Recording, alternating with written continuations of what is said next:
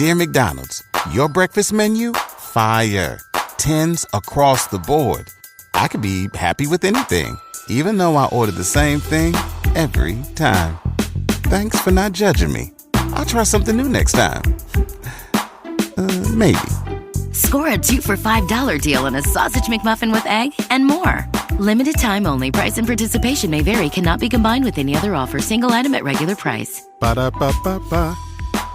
You're a pro at running your life, at committing to your workout, at showing up every day. At Bombas, we're pros too. Pros at making socks. Our sport assortment has specialized socks for whatever sport you're committed to. Running, hiking, golf, Pilates, and so much more. Made with sweat-wicking yarns, blister-fighting details, and targeted arch support. Bombas Sport is pro-level socks from the pros of socks. For another pro, you. Go to bombas.com/audio and use code audio for 20% off your first purchase. That's bombas.com and use code audio.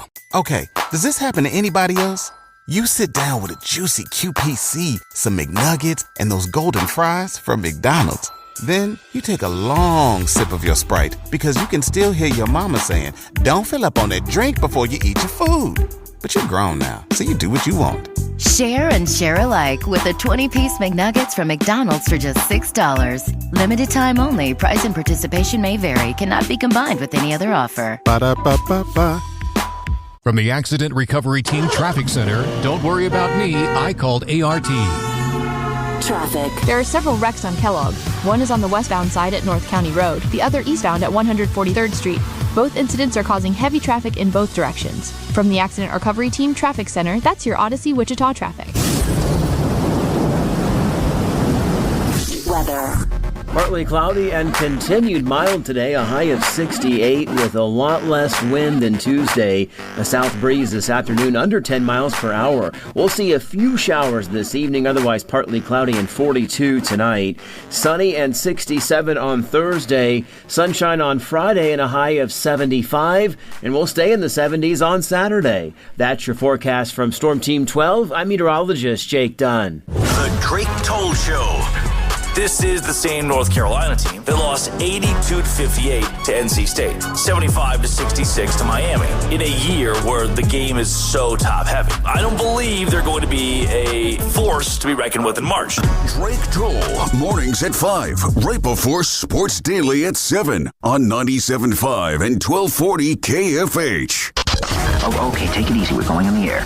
This is Sports Daily on KFH.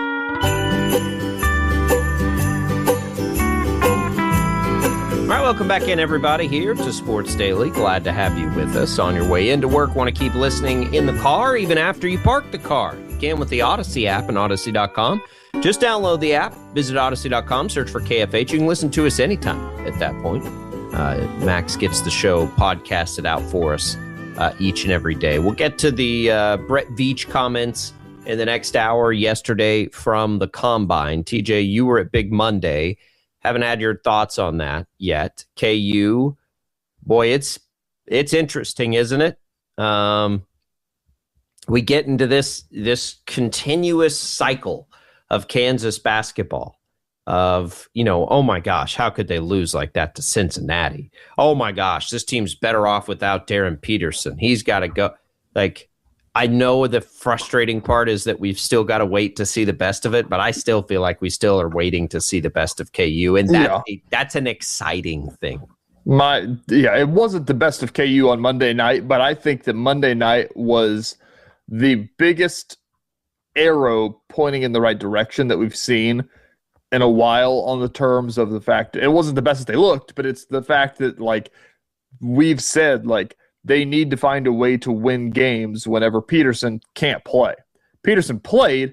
Houston smothered him. Like, they double-teamed him every time he touched the ball. Peterson didn't play well. Flory Badunga didn't play. And we're talking strictly offense here because everybody played well defensively. Exactly. Peterson didn't play well. Badunga didn't play well. Melvin and that was more play well. And, like, Self has talked about for so long about whenever he is on the court, the amount of gravity that Peterson makes the other team do or give opens up other people. And like they double teamed Peterson every time he touched the ball. Like that wasn't so much the fact that Peterson didn't play well. Like he was forcing shots because he was getting double teamed. Yeah. Like the fact that they can figure out ways outside of him and outside of Melvin Council and outside of Flory Badunga, and it turned into Trey White and him having a big game. Like, that's a really big deal. And, I think that may be a recipe that, and I spoke on this a little bit, like, that may be a recipe where it's like, maybe Peterson shouldn't be I'm going to go get,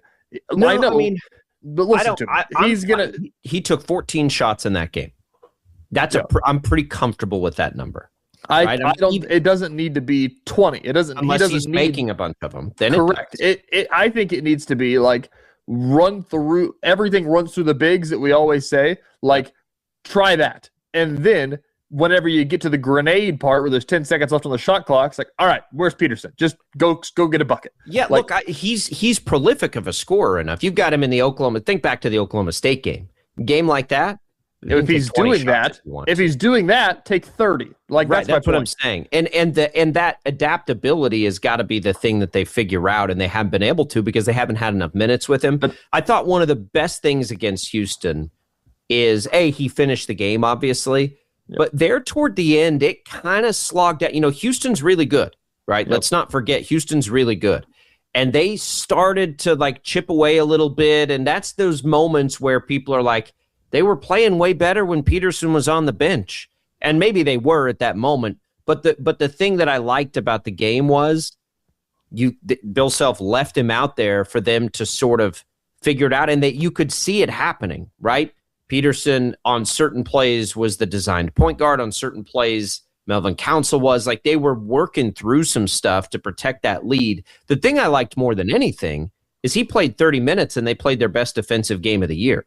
So that is, and it was also, I don't know if you guys talked about, as long as he can do that, TJ, we're talking about to everyone that's like they're better without him. You can either have Darren Peterson or you can have like Marco Jackson, Jamari McDowell, and I like both of those players long term, but it's not really a close comparison at this point. I think it needs to, and honestly, like, looking at BYU, it's different, obviously, but like, especially now that Richie Saunders tore with ACL, but like, looking at the way that DeBonsta plays there, like, it's not really force feeding DeBonsta. At times it definitely is. And like, there's a lot of the, like, just get out of the way and let him do something. But with the pieces that they had around him, like, they're so good with, Rob Wright and Richie Saunders of where they were and everything like that. Like, I think the worst version of KU, we talk about the different versions of KU a lot. I think the worst version of KU is when Peterson is forcing shots and he's not feeling it.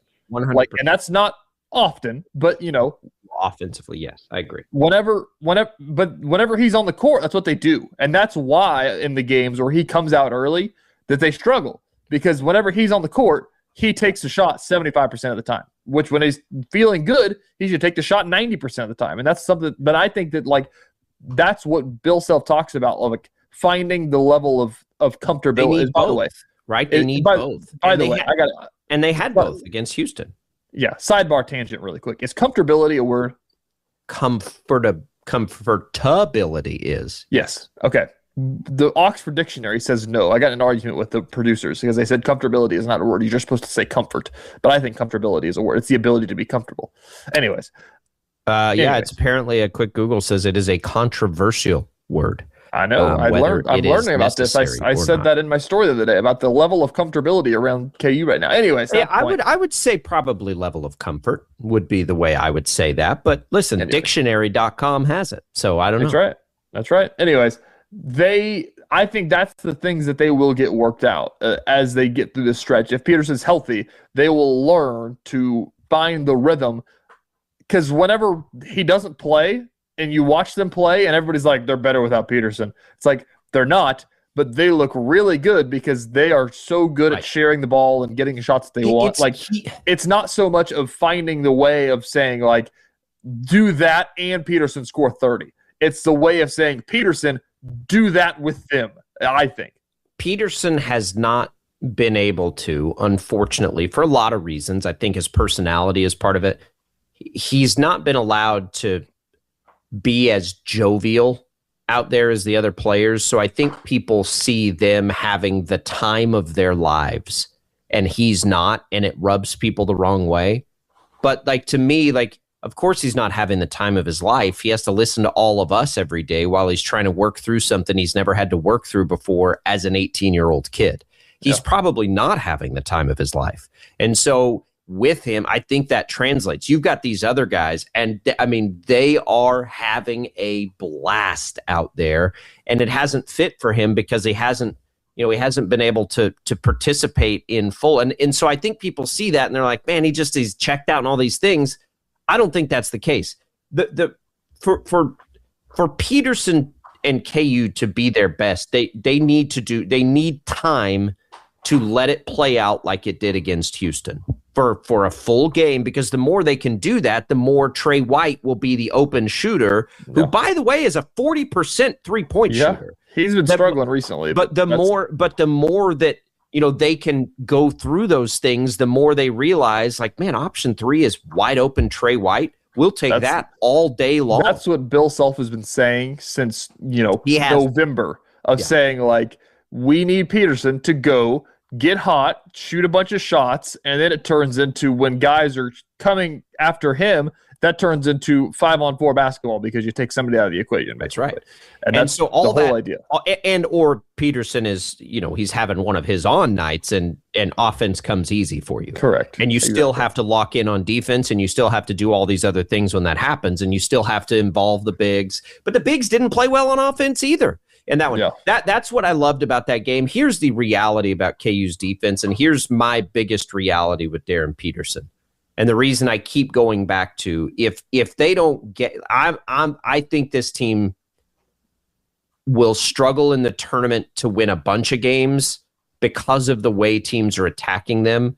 KU's got this defense that can absolutely, but you're not going to score. The way you can is by 3-point shots. That if you watch, and Houston shoots a lot of threes, so they're maybe not the best example, but teams are going to take a ton of threes against Kansas. Period. They have all year long. Kansas isn't bad at defending them as a total body of work, but when teams are taking a ton of them, at some point, teams are going to make them. Kansas didn't do its best job against Cincinnati. Cincinnati beat Kansas because they made a bunch of those shots. I think the last missing piece for Kansas is how do you, if you're in that kind of game, which happens in the tournament, it feels like all the time, you're in that kind of game where one of the teams is just hot and hitting a bunch of threes. They have got to be able to keep up with that offensively.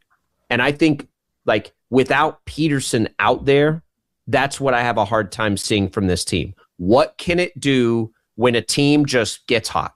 Because we know now, we've seen it for the entire season, every team they play is going to try to take a ton of threes because they can't score with Florian Tiller down there. So every team's going to take a ton of threes. Boy, and if they hit a bunch of them, I don't know. Can KU keep up with that? And I don't know that I think they can without Peterson out there. Whether he's scoring or drawing attention or whatever it is, they've got to have him out there. I mean, it's the same. I always say the recipe of teams that get upset in March, probably 65% of the time, is a team that's dominant on their big man. Because teams that are dominant on their big man can't score points as fast as teams that could shoot a bunch of threes, obviously. It's simple math. And so, if he's not out there, all the offense comes from Tiller and Badunga, basically. And then it's can Melvin Council and Trey White carry the load of trying to mount a comeback? That was the issue with the Hunter Dickinson teams. All the offense ran through Hunter Dickinson. Can Zeke Mayo make enough threes to try to salvage something here? And, was it BYU or was it Arizona where Council took 27 shots? Arizona, I think. Yeah, that's tough. That's a big ask for Council. And so that's what I want to see the rest of the way is the offense with Peterson is the most important thing. What we got to see against Houston was that the defense with Peterson can be elite still. Yep. That's important. Now we need to see the offense with him reach elite status, which it honestly, it really hasn't this year at any point reached elite status. But I think we could all guess that it could get to that point. I think that, everybody's been waiting, and myself included, I think just from a cool standpoint. But, everybody wants to see the Darren Peterson game and wants to see the 40 points, bunch of threes, that kind of thing. And like, it still feels like it's bound to happen eventually. Yeah, it would have happened if he finished the Oklahoma State game, probably. Exactly. Like everybody's been waiting to see that, but I think that honestly now as a KU fan, you should be waiting to see more. Like, the most impressive thing that can be done in these final stretch of games is that he scores 20, Cancel scores 20, Flory scores 15, and it's one of the, like, then it's just like, wow, like, look at that. That's crazy. So, other interesting take that I thought about as we go into Big 12 tournament play shortly, forever, KU has no reason to care about this tournament because, like, you know what I mean? Like, yeah, but they play well in it. They do. But, like, if they get bounced on Thursday, like, sometimes they talked about this, like, all right, well, that gives us an extra week off heading into this. Like, and, like, people kind of don't care about it when you're in the Big 12. You're not fighting for bids. KU's not going to be fighting for a bid, obviously. But KU, if you can get 3 games out of this thing, for Peters, I know, yeah, 100%. Like, the games matter in the fact that you just got to go play games. Yep. We need about 4 in a row of what we saw against you, just from a minutes perspective. Maybe they should go big brain and just start tanking to get the 5 seed, to get the Wednesday game too. Yeah, I don't know, but the more the merrier. And I don't even care who they play, so I'm with you on that. Yes, I like that train of thought. Like, win them so you can play more of them, so you're ready for March. So you're ready for March Madness, I should say. We got another hour of the show coming. Headlines I missed. We will talk what Brett Beach had to say from the Combine yesterday. Shreyas Laddha, speaking of KU, will join us later in the hour as well. Stick around. We got more Sports Daily coming your way.